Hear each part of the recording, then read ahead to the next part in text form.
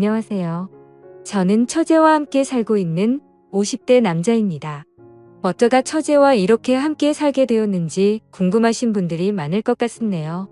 처음부터 처제와 같이 살게 된 것은 아니었고, 그 전까지는 집사람과 함께 둘이 알콩달콩 살아가고 있었습니다. 저와 집사람은 대학생 때 처음 서로를 알게 되었고, 그때 당시 저는 재수생이었습니다. 공부를 못했다기보다 집에 좋지 않은 일이 있어서 그 당시 대학교를 꿈도 꾸지 못했죠. 아버지의 사업이 넘어가서 빚쟁이들에게 쫓겨다니느라 집을 계속해서 바꿔서 도망다니기 바빴습니다.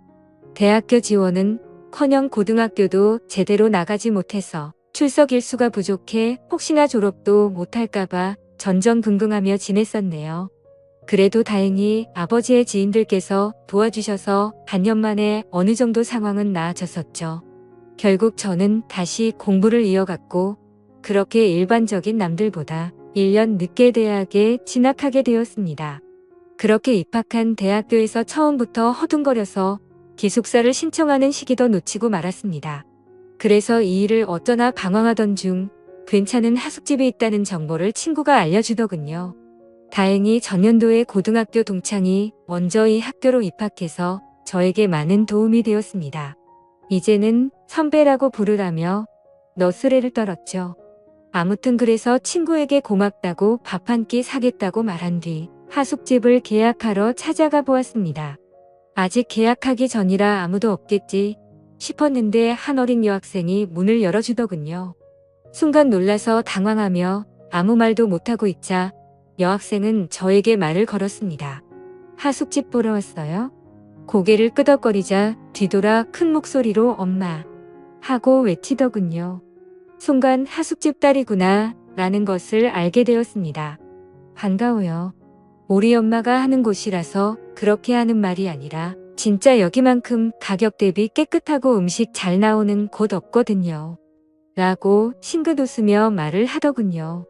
악수를 건네는 당당한 여학생의 모습에 저는 첫눈에 반해버리고 말았습니다. 마치 어른처럼 세련되고 자연스럽게 손을 내미는 여자는 난생 처음 보았거든요. 저는 그렇게 홀린 듯 하숙집을 계약하게 되었습니다. 알고 보니 여학생은 저와 같은 그 해의 신입생으로 같은 학교를 다니게 되었다고 하더라고요. 게다가 우연인지 인연인지 그녀와 저는 전공마저 똑같아서 급속도로 친해지게 되었죠. 제가 재수한 사실을 알고 오빠라고 부르는데 행동은 저보다 훨씬 어른스러워서 참 신기했어요. 하숙집 맨 위층은 주인 아주머니와 여학생 그리고 그 여학생의 여동생까지 셋이 살고 있었습니다. 그녀와 저는 점점 친해져 갔고 이야기를 나누던 중 제가 재수한 이유에 대해서 궁금해하길래 솔직히 말해줬죠. 아버지의 사업 때문이라며 조금은 원망스럽다는 투로 이야기하자 그마저도 부럽다고 하더라고요. 자신은 태어났을 때부터 아버지가 없어서 한 번이라도 아빠의 정을 느껴보고 싶다고 말을 했습니다. 그 말을 듣는 순간 제가 불평불만을 했던 사실이 부끄러워지더라고요. 아버지가 보고 싶다며 눈물을 글썽이는 그녀의 얼굴을 보자마자 저도 모르게 고백을 해버렸습니다. 내가 그 빈자리 다 채워줄게. 가족이 되어서 절대 널 외롭게 두지 않을 거야. 말해놓고도 제가 무슨 소리를 한 건지 제 스스로도 깜짝 놀라서 얼굴이 빨개졌습니다. 그런 저를 빤히 보더니 귀엽다는 듯 오히려 제 머리를 쓰다듬으며 말하더군요. 앞으로 얼마나 잘하나 지켜볼 테니 한번 노력해봐요. 그녀의 말에 그게 대체 무슨 뜻이냐고 수락인지 거절인지 다시 한번 물어봤죠. 여유있게 웃으면서 맞춰보라는 그녀와 허둥지둥대며 새빨개진 저는 그날 연인이 되었습니다. 그녀가 바로 지금의 집사람이죠. 그때 당시의 처제는 나이가 너무 어려서 생각이 잘 나지 않습니다. 기억을 더듬어 보면 늘 하숙집 아주머니 앞치마 끝자락을 꼭 잡고 서 있던 것 같아요. 제법 나이 차이가 나는 두 자매였죠. 집사람이 20살일 때 처제는 6살이었습니다. 아버지가 일찍 돌아가셨는데 처제는 어떻게 존재하는지 묻고 싶었지만 그 당시에는 왠지 물어보면 안 될 것 같아서 물을 수 없었어요. 장모님께서 잠시 만나셨던 남자에게서 생긴 아이라는 건 나중에 알게 된 사실이었습니다. 그러나 처제가 태어날 때쯤 이미 헤어지고 연락이 되지 않아서 장모님께서 혼자 키우셨다고 하더군요. 그런 처제에게 저는 오빠이자 삼촌 그리고 아버지 같은 사람이었습니다. 두 자매는 아버지 없이 살아와서 그런지 무척 정에 목말라 있었어요. 그래서인지 저를 참 잘 따랐습니다. 저도 그런 그녀들을 보면 안쓰러워서 한없이 잘해주고 싶더라고요. 아무튼 1년 동안 예쁜 사랑을 키워가던 중 저는 대학 1학년을 마친 후 군대를 가게 되었습니다. 울먹이는 그녀에게 기다리기 힘들면 그냥 다른 남자 만나도 된다고 했지만 고개를 가로저으며 꼭 기다릴 거라고 하더군요. 솔직히 저는 기대하지 않았습니다. 제 주변에도 군대를 가면 99% 고무신을 거꾸로 신는다는 이야기밖에 없었기 때문에 진작부터 마음을 비우게 되더라고요. 기다리면 고맙지만 그렇지 않더라도 원망하지 않겠다는 마음이었죠. 그래서 첫 번째 휴가를 나왔을 때 그녀에게 연락이 오지 않았어도 조금은 서운할 뿐 그럴 수 있다고 생각했습니다. 하숙집을 찾아가 볼까 생각도 했지만 괜히 미련 떠는 것을 보여주고 싶지 않아서 그냥 복귀를 했습니다. 두 번째 휴가를 나왔을 때에도 깜깜무소식이었습니다. 저는 그래서 이제야 아예 끝났구나 싶었죠. 그러던 어느 날 부대로 누군가 면회를 왔다고 하는 것입니다. 혹시 그녀일까 싶어서 서둘러 갔더니 그곳에는 전혀 예상치 못했던 여자가 앉아 있었습니다. 바로 장모님이었죠. 왜 여기에 혼자 오셨냐고 물으니 펑펑 울면서 자기 딸 좀 말려달라고 하는 것입니다. 그래서 저는 영문도 모른 채 어리둥절할 뿐이었죠. 정황상 제가 차인 건데 대체 뭘 말려달라는 건지 모르겠다고 하자 제 가슴을 치시며 화를 내셨습니다. 너 때문에 내 딸이 임신했다고. 자신과 똑같은 길을 걷게 하고 싶지 않았는데 이놈의 팔자가 어찌나 사나운 건지라면서 말하시더라고요. 아유, 진짜 내가 못 산다. 너한테 민폐 끼치지 않겠다고 혼자 나와서 기른다는데 내 속이 다 썩어 문드러지겠다. 어쩌면 좋니? 그 이야기를 듣는 순간 머리를 한 대 맞은 것처럼 띵 하더군요. 그녀는 제 예전 한마디 때문에 임신 사실을 숨긴 것입니다. 입대 전 그녀와 술을 마실 때 제가 무심코 한 말이 있었거든요. 난 우리 아버지처럼 자식들 고생시키기 싫어. 가진 것도 없는데 무작정 애를 낳으면 어떡해. 애들이 뭐 그냥 알아서 쑥쑥 크는 줄 아는데 진짜 답답해 죽겠다. 난 절대 돈 없이 애들 키우지 않을 거야. 내 능력이 되기 전까지 아이를 가질 생각도 안 할 거고. 만약 내가 돈을 많이 못 벌잖아? 난 그럼 아이를 갖지 않을 거야.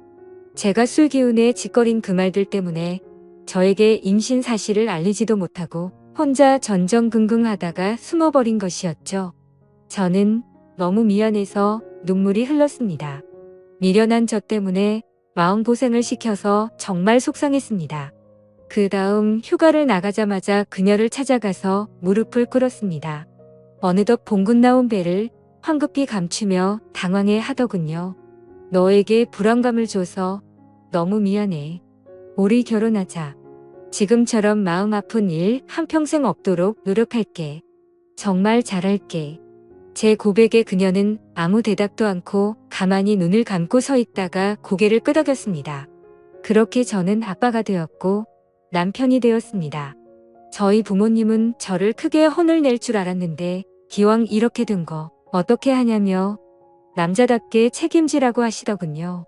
다행히 반대하는 사람 없이 행복하게 우리는 결혼할 수 있었습니다. 군인일 때 결혼식을 올리기도 조금은 애매해서 제대를 한 후 진행하기로 했습니다. 집사람도 배가 점점 불러와서 차라리 아이를 낳고 웨딩드레스를 입고 싶다며 그때 가서 식을 올리는 게 좋다고 하더군요. 휴가 나온 날 혼인신고를 미리 하러 동사무소에 가는데 참 기분이 싱숭생숭했습니다. 내가 유부남이라니.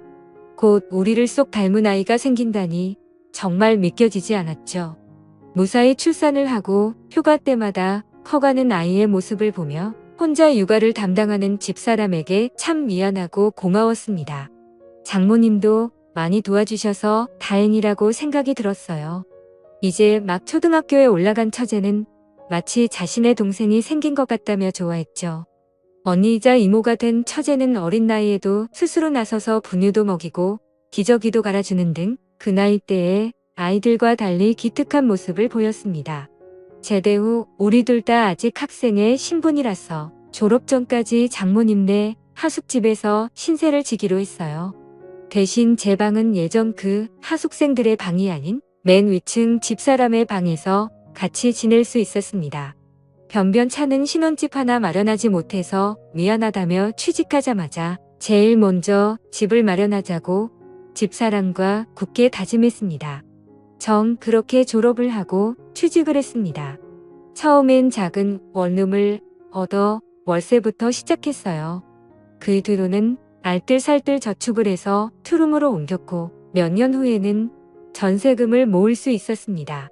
만약 서울이면 엄두도 못 냈을 텐데 지방 도시라서 그나마 가능했던 것 같네요. 그렇게 알콩달콩 살아가고 있을 무렵 불행의 시작을 알리는 전화벨이 울렸습니다. 웬만하면 근무 시간에 전화를 잘하지 않는 집사람인데 대체 무슨 일이지 싶어서 전화를 받았습니다. 아내는 울먹이는 목소리로 장모님께서 쓰러지셨다고 하는 것입니다. 지금 구급차로 이동 중인데 너무 무섭다며 와줄 수 있냐고 하더군요. 저는 곧바로 병원으로 달려갔습니다. 그곳에서는 우리 딸과 처제를 부둥켜 안고 울고 있는 집사람이 있었죠. 그날 그렇게 허망하게 장모님께서는 갑작스러운 심근경색으로 세상을 떠나셨습니다. 몇 명 오지 않는 장례식에서 집사람은 숨 넘어가듯 울다가 몇 번이나 혼절했는지 모릅니다. 아버지 없이 자라서 20대에 어머니까지 잃는 슬픔은 감히 제가 헤아리지 못할 정도였죠. 안타까운 그 모습을 보며 저는 우리 집사람과 우리 딸 그리고 처제까지 내 손으로 지켜야 한다고 결심했습니다. 이후 집사람도 결심한 듯 자신도 일을 하겠다고 하더군요. 4명의 식구가 먹고 살려면 할 수 없다면서 말이죠. 처제도 일찍부터 철이 들어서 학교를 마치고 집에 와서 딸을 봐주겠다고 했습니다. 집사람은 대학교를 겨우 졸업했지만 임신과 출산을 하느라 학점이 그리 좋지 못했고 졸업 후 취업 활동도 없었기 때문에 평범한 회사에 들어가긴 무리였습니다.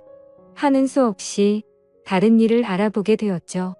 마트 계산원부터 식당 서빙 주방 참모까지 말 그대로 닥치는 대로 일을 하더군요. 그렇게 흘러간 세월이 벌써 30년입니다. 그 사이 많은 변화가 있었죠.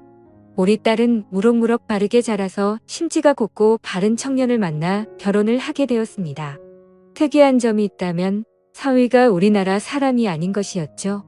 딸은 한국에 잠시 놀러온 독일 청년을 만나 사랑에 빠졌고 그렇게 둘은 결혼을 하게 된 것입니다. 그래서 현재 딸은 독일에서 사위와 거주하고 있고 1년에 한 번씩 한국에 놀러 오고 있고요. 처제도 결혼을 하긴 했었습니다. 직장 동료와 만나서 결혼을 했는데 생각보다 결혼 생활이 순탄치는 않았던 것 같았습니다. 자주 싸우고 우리 집에 와서 자고 가는 날이 많길래 집사람과 저는 늘 처제를 걱정했습니다.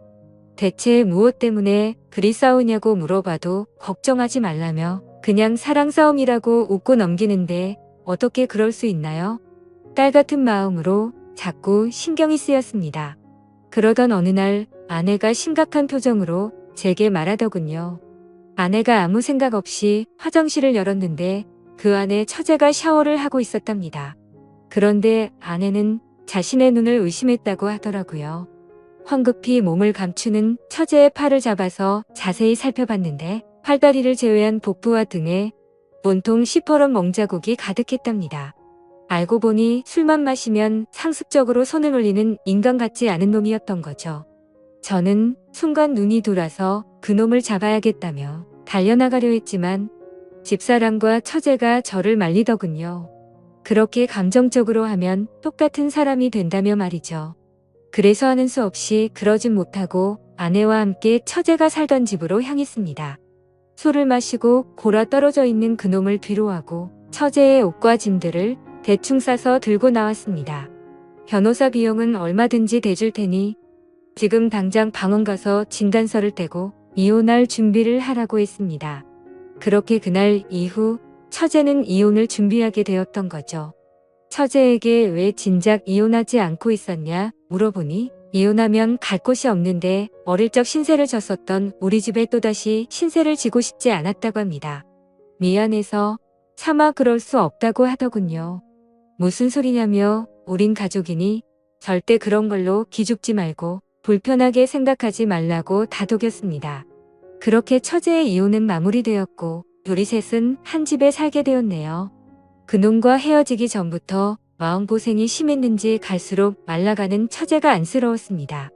같이 살게 되었으니 맛있는 음식도 넉넉히 먹이며 건강을 되찾게 하고 싶었습니다. 그런데 자꾸 식욕이 없다며 음식을 잘 먹지도 않더군요. 워낙 어릴 적부터 소화를 잘 못 시켰던 처제라서 스트레스 때문에 그런가 보다 생각을 했습니다.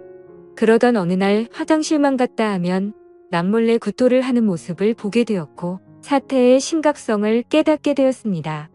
혹시 섭식장애인가 싶어서 병원에 데려갔는데 의사는 고개를 갸우뚱하며 더 큰 병원에서 검사를 받자고 하더군요. 처제는 별일 아닐 거라고 했지만 저는 겁이 덜컥 났습니다. 바로 다음날 대학병원에 가서 검사를 받았고 결과를 받아든 순간 모두가 좌절에 빠지고 말았습니다. 처제는 무해한 말기였던 거죠. 왜 진작 병원에 오지 않았냐는 의사의 말에 가족 모두 아무 말도 할 수 없었습니다. 다행히 암세포가 복강 안에만 퍼져서 수술이 가능하다고 하더군요. 먼저 항암 치료로 종양의 크기를 줄이고 수술을 진행한 뒤 다시 항암제를 투여하기로 했습니다. 남몰래 토하던 처제는 이제 하루에도 몇 번씩 구토를 하기 시작하더라고요. 밀려오는 고통과 구역질을 참지 못하고 침대에서 일어나지도 못한 채 구토를 하는 처제의 모습에 정말 너무나도 가슴이 아팠습니다. 낮에는 집사람이 병간호를 하고 밤에는 제가 자리를 지켰습니다. 하루에도 몇 번씩 침대 시트를 전부 빨아야 하는 상황이었지만 어떻게든 희망을 버리지 않고 간호를 했죠. 대부분의 말기 환자가 1년 내에 사망한다고 하더군요. 그 말을 듣고 1년이 가까워질수록 하루하루 아침마다 살아있는 것에 감사드리고 지냈습니다. 그래서 어떻게 됐냐고요? 그렇게 감사하며 지낸 지 올해로 3년째입니다. 병원에서는 가족의 힘이라고 기적이라고 봐도 좋다고 하더군요. 하지만 5년 생존율은 5%도 안 된다고 하니 안심하지 말고 매일같이 최선을 다해서 돌보고 있습니다. 남들이 들으면 왜 그렇게 최선을 다하냐고 묻더군요. 글쎄요. 어린 나이에 투병 생활을 하는 것이 안쓰러운 것도 있고 타국에 있는 딸과 겹쳐 보여서 그런 것도 있는 것 같습니다. 어찌 보면 내 딸보다 더 오랫동안 함께한 처제이니 그럴 수도 있겠더군요. 힘들지 않냐고 묻는 분들도 주변에 많지만 저는 딱히 힘들다고 생각하지 않습니다. 초반에는 조금 힘이 들기도 했지만 이제는 익숙해서 아침에 이를 닫고 밤에 이부자리를 펴듯이 하나의 습관이 된 것 같습니다. 제가 바라는 점은 딱 한 가지입니다. 하루라도 빨리 처제가 완치되는 것이죠. 완치까지는 아니더라도 더 이상 전이가 되지 않길 바랄 뿐입니다. 그래야 우리 집사람도 웃을 수 있고 저도 웃을 수 있으니까요. 저희 가족과 같은 가족분들 모두 힘내시고 기운 내시길 바랍니다. 희망을 버리지 않는 한 행복은 항상 우리 곁에 있으니까요. 감사합니다.